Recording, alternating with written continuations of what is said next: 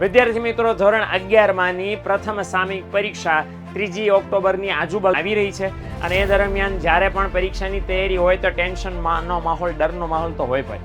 તો એમાં પણ સરસ મજાનો આપણો થિયરીનો અર્થશાસ્ત્રનો વિષય છે. જેટલા પણ વિદ્યાર્થી મિત્રો મૂંઝાય છે, ટેન્શનમાં રહે છે, એ બધાને ટેન્શન મુક્ત કરવા માટે તમારા માટે અર્થશાસ્ત્ર વિષયમાં 50 માંથી 50 માર્ક્સ કેમ લાવી શકાય એના માટેની સુપર ડુપર કિલર સ્ટ્રેટેજી તમારા માટે લઈને આવી આવ્યો છું. નમસ્કાર વિદ્યાર્થી મિત્રો, સ્વાગત છે આપ સૌનું. વિદ્યાર્થી મિત્રો, ધોરણ 11 માની પ્રથમ સામયિક પરીક્ષા 3 ઓક્ટોબરની આજુબાજુ બધા સ્કૂલોમાં ગુજરાતમાં આવી રહી છે અને એ દરમિયાન જ્યારે પણ પરીક્ષાની તૈયારી હોય તો ટેન્શનનો માહોલ, ડરનો માહોલ તો હોય ભાઈ. આપણા માટે 11મું ધોરણ પહેલી વાર છે ને એમાં પણ નવા નવા વિષયો છે, એમાં પણ સરસ મજાનો આપણો થિયરીનો અર્થશાસ્ત્રનો વિષય છે. એટલે જેટલા પણ વિદ્યાર્થી મિત્રો મૂંઝાય છે, ટેન્શનમાં રહે છે, એ બધાને ટેન્શન મુક્ત કરવા માટે હું આવી ચૂક્યો છું. તમારા માટે અર્થશાસ્ત્ર વિષયમાં સરસ મજાના 50 માંથી 50 માર્ક્સ કેમ લાવી શકાય એના માટેની સુપર ડુપર કિલર સ્ટ્રેટેજી તમારા માટે લઈને આવી આવ્યો છું. હવે આ કિલર સ્ટ્રેટેજી એવી છે કે જેમાં તમે પરીક્ષામાં ટેન્શન લીધા વગર ફૂલ કોન્ફિડન્સથી પેપર લખીને સારામાં સારા માર્ક્સ કઈ રીતે મેળવી શકો એની જાણકારી હું તમને આજે આપવા જઈ રહ્યો છું. તો પહેલી વાર આપણા માટે અર્થશાસ્ત્ર વિષયની પરીક્ષા છે.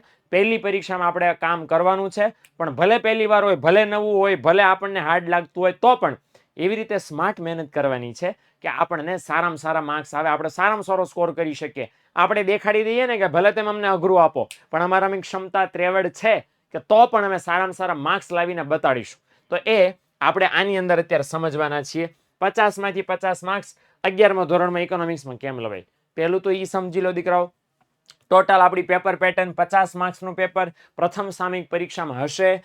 10 MCQ એની અંદર રહેવાના છે. કેટલા MCQ આવવાના છે? 10 MCQ આવવાના છે. એ 10 MCQ કયા વિભાગમાં હશે? તો વિભાગ એ ની અંદર આવવાના છે. 5 માર્ક્સના 5 સવાલ, એટલે 5 ક્વેશ્ચન્સ આવશે. અને 5 ક્વેશ્ચન છે કયા વિભાગમાં હશે? વિભાગ બી ની અંદર. વિભાગ સી ની અંદર 2 માર્ક્સ વાળા ટોટલ 5 ક્વેશ્ચન્સ તમારે એટેન્ડ કરવાના છે. એટલે આમાં થશે કેવું કે 7 હશે, 7 આપેલા હશે, 7 માંથી કોઈ પણ 5 તમારે અટેન્ડ કરવાના થાય. એટલે કોઈ પણ 2 તમે છોડી શકો, કોઈ પણ 2 તમે જાતા કરી શકો. આ રીતની વસ્તુ હશે. બીજું 15 માર્ક્સનો એક સરસ મજાનો હશે વિભાગ ડી. હવે એમાં પણ 5 ક્વેશ્ચન્સ આવશે. એમાં પણ તમને જનરલ ઓપ્શન એવો મળશે કે 7 ક્વેશ્ચન છે એમાંથી તમે કોઈ પણ 5 ક્વેશ્ચન લખી શકો. અને લાસ્ટ બટ નોટ લીસ્ટ કે 10 માર્ક્સ વાળો એક સરસ મજાનો વિભાગ ઈ નો સવાલ છે, જેમાં દરેક સવાલ 5 માર્ક્સના છે અને એની અંદર છે તમને તમારે કેટલા ક્વેશ્ચન લખવાના થાય? 2. ઓકે, એટલે તમને ટોટલ 3 આપ્યા હશે. 3 ક્વેશ્ચન્સમાંથી તમારે કેટલા લખવાના થાય? 2 ક્વેશ્ચન્સ અટેન્ડ કરવાના થશે. એટલે આવી રીતે તમારે 50 માર્ક્સનું પેપર લખવાનું થશે. પેપર લખવા માટે તમને 2 કલાકનો ટાઈમ સરસ મજાનો પૂરેપૂરો મળી જવાનો છે. અને આ 2 કલાકમાં તમે જો વ્યવસ્થિત પહેલેથી પ્લાનિંગ કરીને લખો તો કંઈ પ્રોબ્લેમ આવવાનો નથી. પણ એ મેનેજમેન્ટ તો આપણે આગળ શીખશું. આગળના બહુ બધા MP વિડીયોઝ આવવાના હજી બાકી છે, ઘણું બધું આવશે. ત્યારની વાત ત્યારે છે, પણ અત્યારે આપણે એટલી વસ્તુ સમજી લેવાની છે ખાસમાં ખાસ કે અત્યારે આપણું ધ્યાન, આપણું ફોકસ એવી સ્ટ્રેટેજીમાં, એવી સ્ટડીમાં નાખીએ કે ત્યારે બસ ખાલી રિવિઝન કરીએ અને આપણું કામ થઈ જાય. ઓકે, તો ચલો આ પેપર પેટર્ન પ્રમાણે આપણે 50 માંથી 50 માર્ક્સ લાવવા હોય તો શું શું કરવાનું? સૌથી પહેલું આપણે કામ કરવાનું છે પાઠ્યપુસ્તક વાંચવાનું. ભણવા બેસો, લેક્ચર ચાલુ હોય તો ટેક્સ્ટ બુક સાથે હોવી જોઈએ. ટેક્સ્ટ બુકમાં અંડરલાઈન સર જે કહેતા જાય, અંડરલાઈન કરાવતા જાય, જે મહત્વના મુદ્દાઓની જાણકારી આપતા જાય, એની નોટ્સ બનવી જોઈએ, એની અંડરલાઈન થવી જોઈએ, એની પેન્સિલથી નોંધ થવી જોઈએ. આવું શરૂ લેક્ચરે કામ ચાલવું જોઈએ. નંબર 2, ખાસ બીજી વસ્તુ, તમારા માટે અલ્ટિમેટ ગાઈડન્સ પૂરું પાડવાનું કામ આ તમારી ટેક્સ્ટ બુક તમને કરશે. તમારા ક્વેશ્ચન પેપર્સ હોય કે કાંઈ પણ હોય, ટેક્સ્ટ બુક પાકી કરો, બેસ્ટ તમારા માટે મેન્ટરનું કામ કરશે. બીજું કે ટેક્સ્ટ બુક હોય ને એમાં ડેફિનેશન્સ ને ચાર્ટ્સ ને ઉદાહરણ ને આંકડા ને બધું આપ્યું હોય, એને અંડરલાઈન અત્યારે જ કરતા જાઓ, જેથી ઇન ફ્યુચર તમે જ્યારે વાંચવા બેસો, રિવિઝન કરવા બેસો ત્યારે છે તમને એટલું હાઇલાઇટ થાય ને જલ્દી તમે એને વાંચી શકો, રિવાઇઝ કરી શકો. અને બીજું, ઘણી બધી નાની નાની એવી લાઇન્સ જે સર બોલતા હોય, મહત્વ આપતા હોય, ભાર આપતા હોય, એને અંડરલાઈન કરો. આવનારી તમારી પરીક્ષાઓ છે એની અંદર તમને બહુ બધો ફાયદો આપશે, કામમાં લઈ આવશે.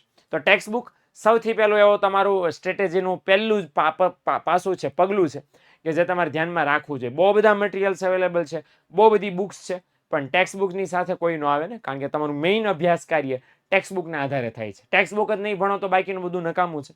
અને બીજું ગમે એટલું અમે આઈએમપી આપશું, ગમે એટલું તમને સ્ટ્રેટેજી આપશું, ટેક્સ્ટ બુક જ નહીં આવડતી હોય તો બરાબર. ઓલમોસ્ટ બધી સ્કૂલોમાં ઇન જનરલ 5 ચેપ્ટર પ્રથમ સામયિક પરીક્ષામાં હોય છે. આ 5 ચેપ્ટર ઇન કોમન હોય છે, પણ છતાંય તમારે તમારી સ્કૂલના સર કે પ્રિન્સિપાલ કે ટીચર એની સાથે મળીને ડિસ્કસ કરી લેવું, એમને પૂછી લેવું કે આપણી સ્કૂલમાં પ્રથમ સામયિક પરીક્ષામાં ઇકોનોમિક્સમાં કેટલા ચેપ્ટર છે. ઓકે, જો કોઈને 4 હશે, કોઈને 6 હશે, વેરિએશન હોઈ શકે, પણ ઓલમોસ્ટ બધાને 5 ચેપ્ટર 1 2 3 4 5 આ 5 ચેપ્ટર પ્રથમ સામયિક પરીક્ષામાં હોય છે. તો એની તૈયારી પાઠ્યપુસ્તકમાંથી જ થાય, એ બાબત તમારે ખાસ ધ્યાનમાં રાખવાની છે. એની સાથે સાથે તમને કહી દઉં કે તૈયારી ત્યારે કરવા બેસશો ત્યારે તમને કોચિંગની જરૂર પડે, ત્યારે તમને મુદ્દા ડિટેલમાં સમજવાની જરૂર પડે. તો એના માટે ટોપર બેચ ઓલરેડી આપણી શરૂ છે, જેમાં ગુજરાતના નંબર 1 ટીચર્સ ઓલરેડી અભ્યાસ કરાવી રહ્યા છે ધોરણ 11ના વિદ્યાર્થીઓને. એડમિશન શરૂ છે હજી પણ, અને જે વિદ્યાર્થીઓને એડમિશન લેવું હોય એમણે કામ 2 કરવાના છે. એમ તો એક કામ કરો તો ઇઝી છે ભાઈ, 99244540 પર કોલ કરો અથવા વિદ્યાકુલ એપ્લિકેશન છે ડાઉનલોડ કરી લો. એમાં ડાઉનલોડ કરીને આપણી બેચને જોઈન કરશો તો પણ તમને આ 1 થી 5 ચેપ્ટરનું ડિટેલમાં સ્ટડી બધું જ તમને મળી રહેશે. ઓકે, હવે એની અંદર શું શું મળશે? ડેલી લાઈવ ક્લાસ હશે, રેકોર્ડેડ ક્લાસ હશે, ક્લાસ પીડીએફ નોટ્સ હશે, વીકલી ટેસ્ટ ને ડાઉટ સોલ્યુશનના ક્લાસ ને એવું ઘણું બધું તમને મળવાનું છે. 11મું ધોરણ છે ને 12મા ધોરણનો પાયો કહેવાય વિદ્યાર્થી મિત્રો. એટલે જો 11મા ધોરણમાં ધ્યાન ન રાખીએ તો 12માં કેમ સમજાવવાનું છે? એટલે 11મા ધોરણથી જ આપણે ડીપમાં વ્યવસ્થિત તૈયારી કરીએ તો 12મા ધોરણમાં એને મસ્ત મજાનું સમજી શકીએ. એટલે આ બાબતને આપણે ધ્યાનમાં રાખીને 11મામાં ટોપર બેચ આપણે ચાલુ છે અત્યારે, એમાં ડિટેલમાં ભણવાનું કામ શરૂ છે. તમે જે એડમિશન ન લીધું હોય તો ટેન્શન નથી, અત્યારે પણ તમે જોડાઈ શકો છો. જેટલું ઓલરેડી ચાલી ગયું છે ને રેકોર્ડેડ લેક્ચર્સ અવેલેબલ છે, અને નવું જે ચાલી રહ્યું છે એટલે લાઈવ લેક્ચર તો શેડ્યુલ પ્રમાણે રોજ આવવાના જ છે. એટલે તમારું ભણવાનું હજી બગડવાનું નથી. એને ધ્યાનમાં રાખીને દીકરાઓ ખાસમ ખાસ આ એપ્લિકેશન ડાઉનલોડ કરજો વિદ્યાકુલ, અને એની અંદર ટોપર બેચ ધોરણ 11 માટે ઓલરેડી અવેલેબલ છે. લાભ લઈ લો એટલે તમારી ટેક્સ્ટ બુક તમને વ્યવસ્થિત સમજાય. ઓથેન્ટિક રીતે આપણે ટેક્સ્ટ બુકમાં જ ભણાવીએ છીએ ને એમાં સમજાવીએ છીએ, એટલે તમારી ટેક્સ્ટ બુક આખી કવર થઈ જશે. બીજી વસ્તુ કે ટેક્સ્ટ બુક વાંચ્યા પછી રિવિઝન કરવાનું થાય ત્યારે એના માટે કોઈ એક્સ્ટ્રા મટીરિયલ તો હું તો એમ કહું છું બનાવો તમારું ખુદનું. શું બનાવવાનું છે? તમારે બનાવવાની છે માઇક્રો નોટ્સ. તો દરેક ચેપ્ટર માટે એક પાનું છે સમરીનું લખી લો, એક પેજ.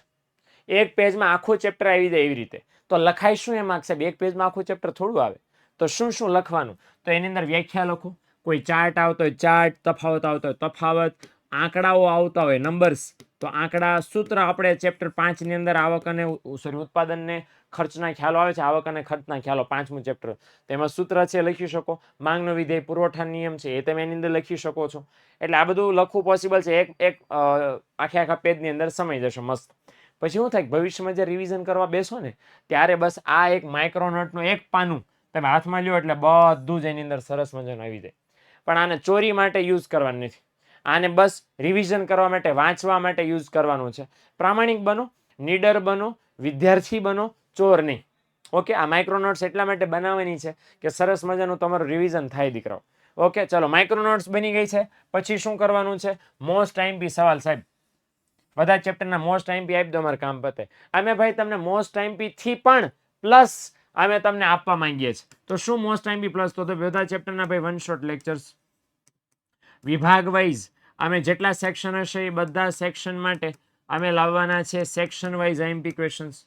સૂર્યોદય ને ભવિષ્યવાણી જે આપણા લેક્ચર્સ હતા એ પણ તમારા માટે આવવાના જ છે. બધું જ આવવાનું છે, અને તેમ માર્ક્સો એના કરતાં તમને વધારે જ બેટર મળવાનું છે. પણ એના માટે કરવાનું શું છે? વિદ્યાકુલ ગુજરાતી કોમર્સ ની આપણી સરસ મજાની યુટ્યુબ ચેનલ છે, એની અંદર તમારે મસ્ત મજાનું જોડાઈ જવાનું. એકવાર જોડાઈ જશો પછી આજથી લઈને તમામ તમારી આવનારી પરીક્ષાઓ સુધીમાં તમારા માટે સૌથી કામના, સૌથી ઉપયોગી વિડીયો આ ચેનલ ઉપર તમને લાઈવ અને વિડીયો બંને સેક્શનની અંદર તમને મળવાના છે.